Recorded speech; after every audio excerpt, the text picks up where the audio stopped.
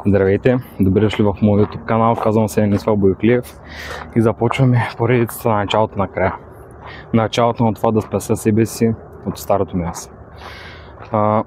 Започваме изграждане на нови навици, започваме изграждане на нова психика и започваме изграждане на твърда дисциплина.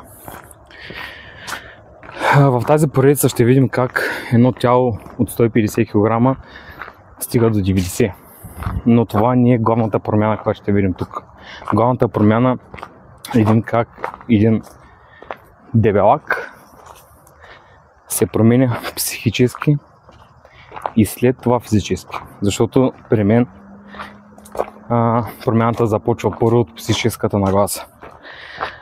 Вече не съм 150 кг, вече съм 125, но реших тази промяна да споделя с вас, не да държа за себе си, защото ако успея да на един човек да помогна, то ще е напълно достатъчно. Защото съм сигурен, че немалко хора, било то на крехка възраст, на по-зряла за възраст, имат някакъв проблем с норменото тегло и търсят утеха в храната, в алкохола, в цигарите, в по-тежки вещества. Но съм сигурен в едно, че един човек реши да се промени психически, ще може да се промени по всякакъв друг начин.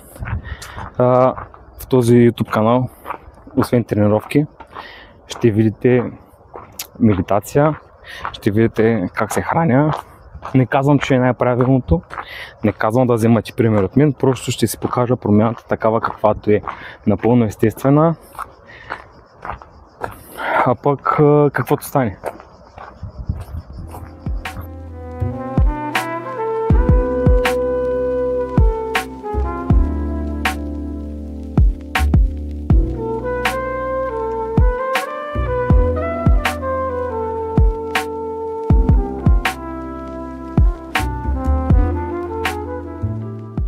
Как стигнах до това състояние да съм 150 кг? Най-вече от незнание. Винаги съм варял малко по едър, винаги съм ял каквото си поискам, а движението не е било особено много. Въпросът е там, че когато влязох в тинейджърските години, примерно 10-11 клас, започнах да тренирам, защото тогава бях примерно към 120 кг. Започнах да тренирам, стигнах до 100 кг, но тогава дойде болешката в кръста, спрях да тренирам и започна живота. Почнах да ходя по дискотеки, почнах да пия алкохол, отново се върнах към това да ям каквото си поискам и освен въпросния йо-йо ефект, знаете какво стана, стигнах до заветни 150 кг. Това, разбира се, стана за 3-4 години напред, докато просто по едно време не се замислих дали реално аз не съм по-силен от самия себе си. И след като замислих над това нещо, зададох няколко въпроса. Дали ако имам дете в момента до мене и то види баща си какъв е, ще се гордее с него. Дали реално това е най-добрата версия на себе си, която бих могъл да бъда. И след като отговорите бяха не, просто влязох в залата. Просто го направих. Не чаках някаква мотивация, не чаках дисциплината да дойде сама, просто влязох в залата и след като влязох, почнах да се изграждам дисциплината. Ставах рано, ходих, изобщо не ми се ходеше. Буквално си намирах какви ли не оправдания, само и само да не стигна до там.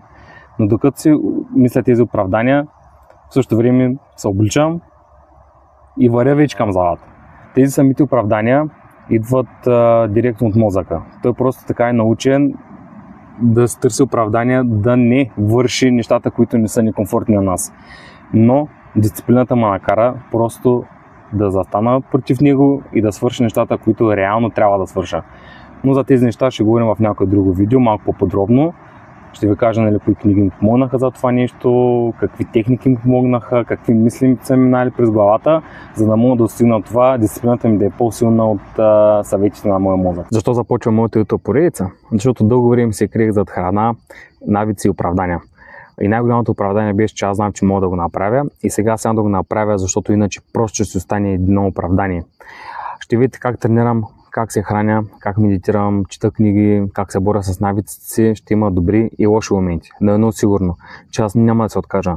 Това е моята първа крачка и ако вие искате да дойдете с мен, абонирайте се за моя канал. И нека не забравяме, понякога нещо трябва да умре, за да се роди нещо по-добро.